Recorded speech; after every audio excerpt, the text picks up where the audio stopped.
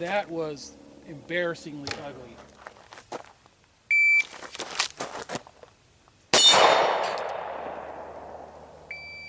That was an abysmal presentation.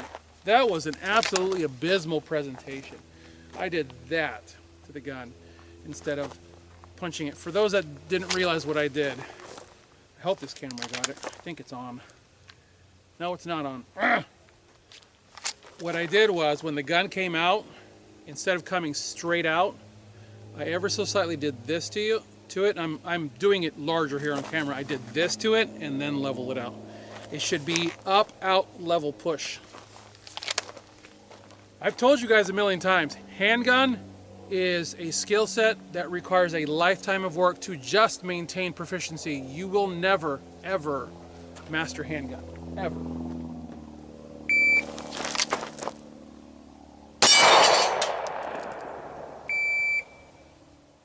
Jeez, Lou Marie, 2.74.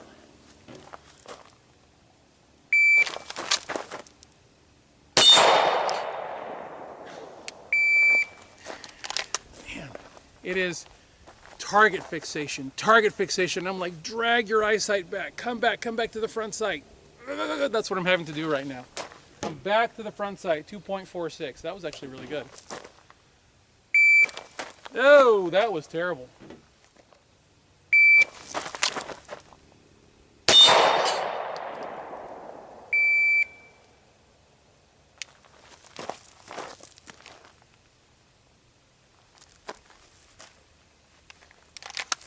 Hey guys, welcome out to the range.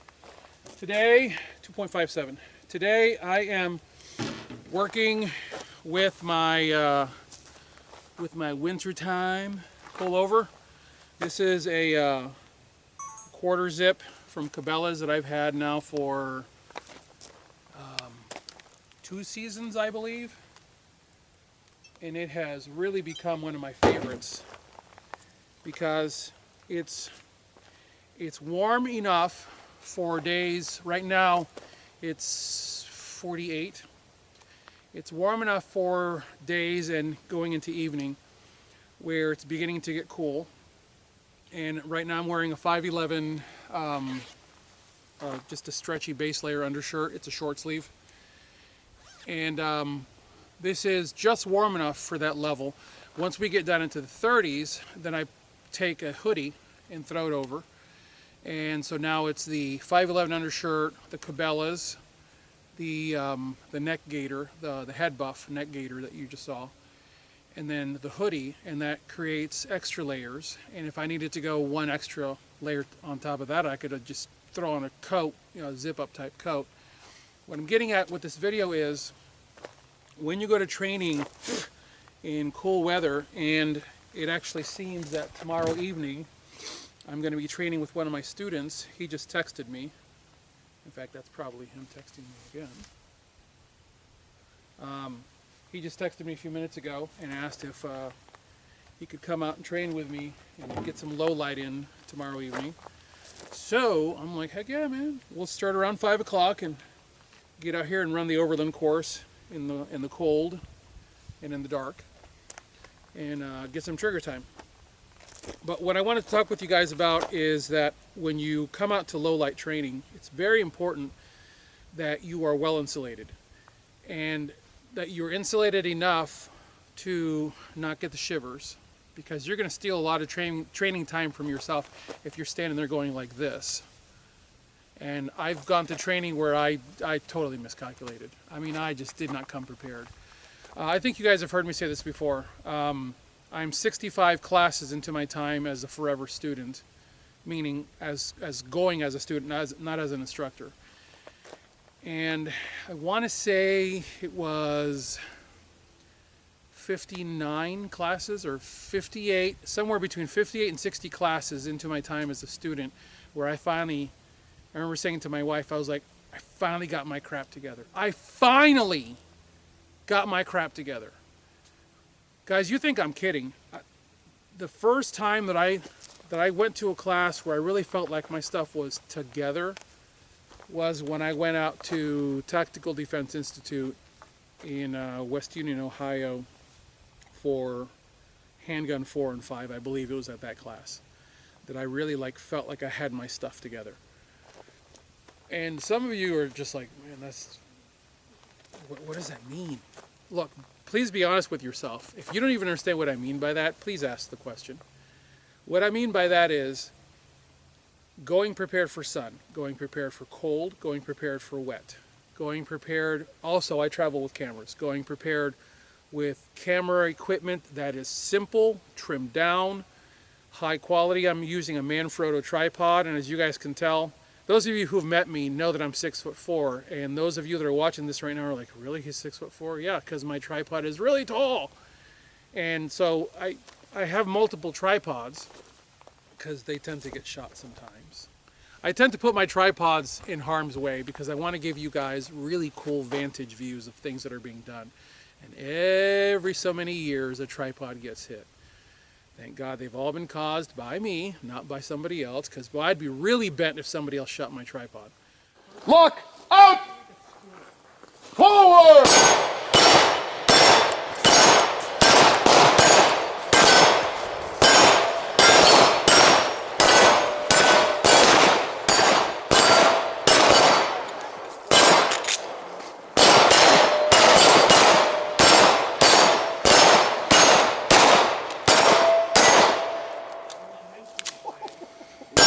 I like the Steven Seagal mag, James. But all my camera gear, all my travel gear, my clothing, food, because I'm vegan, gluten-free, which is a kind of a pain in the rear at times. But so I have to travel with all my own food.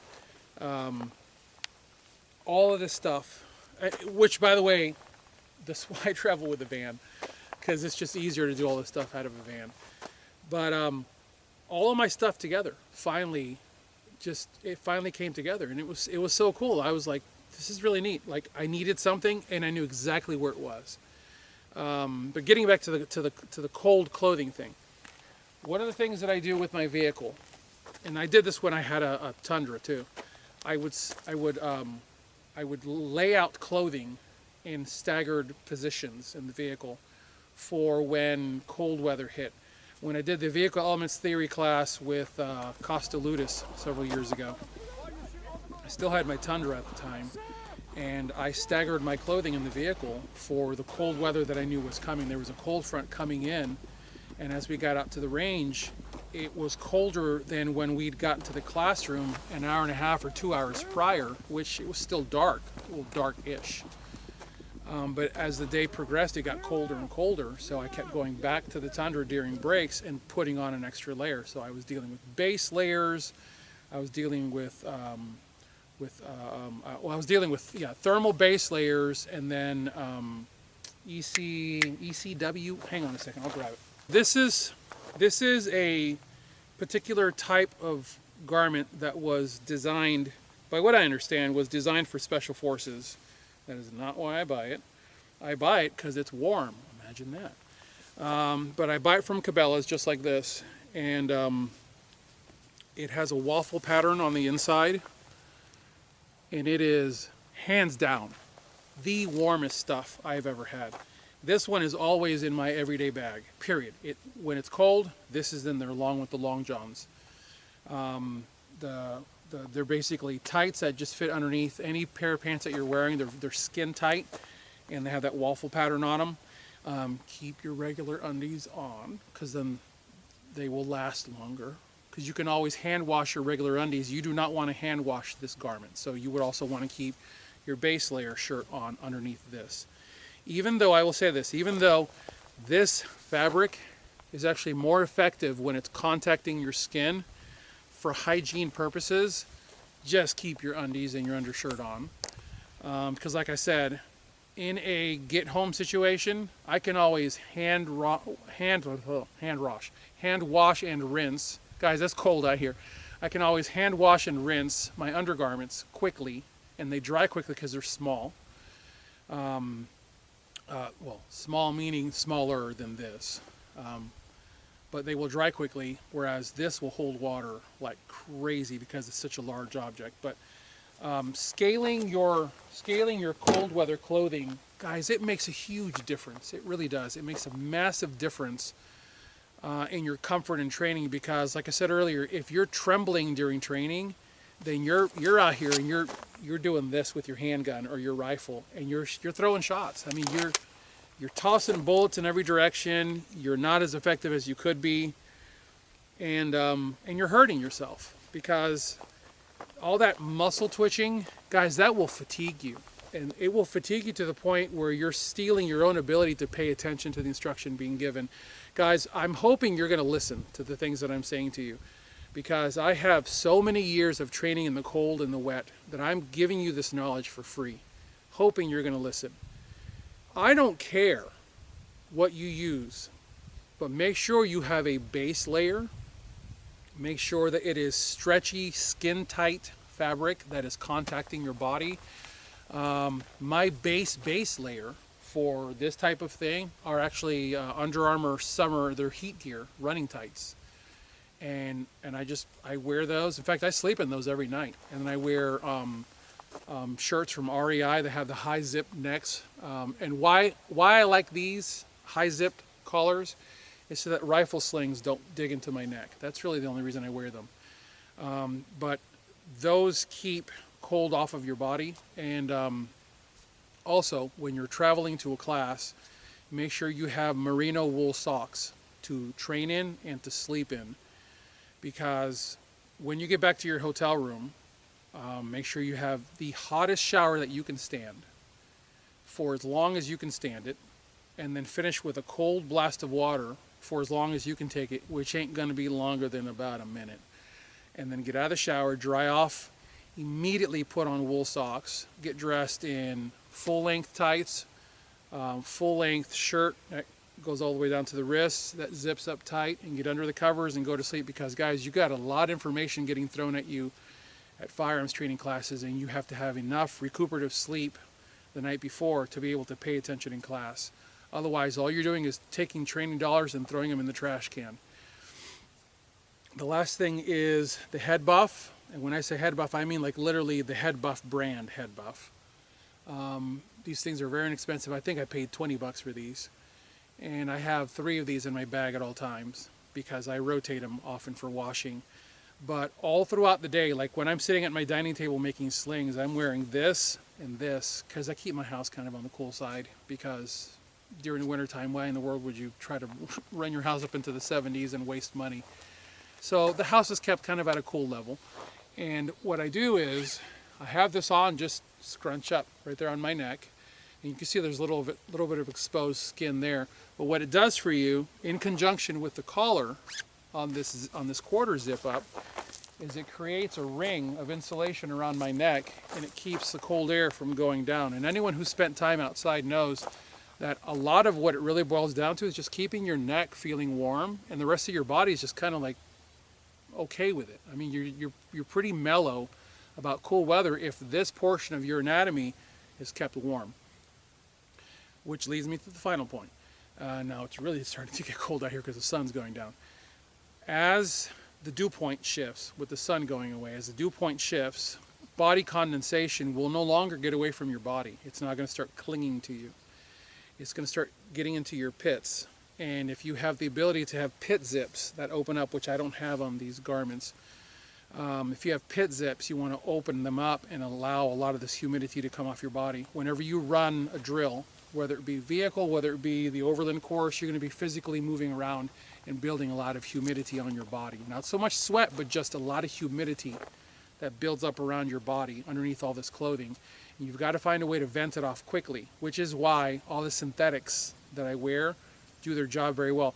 Avoid cotton, guys. Please avoid cotton. When I see people coming out to train with me, whether it's cold or hot, and you guys are wearing cotton undershirts, you're not doing yourself any favors. Cotton sucks up humidity and it holds it, and it saps your body heat away from you.